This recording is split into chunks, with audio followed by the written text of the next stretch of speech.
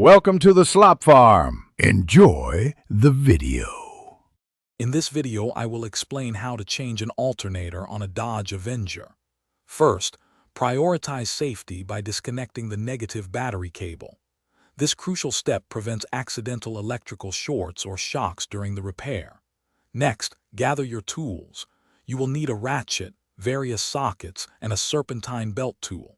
Finally, ensure the engine is completely cool to avoid burns while working in the engine bay. With safety measures in place, let's access the alternator. Begin by locating the serpentine belt tensioner, typically found near the alternator. Use your serpentine belt tool to relieve tension, allowing you to carefully remove the belt from the alternator pulley. Next, disconnect the main power wire, usually secured by a nut, and then unplug the smaller electrical connector from the alternator's rear. Now it's time to remove the old unit. There are typically 2 or 3 mounting bolts holding the alternator in place. Remove these. Once the bolts are out, carefully work the old alternator free from its position and lift it out of the engine bay.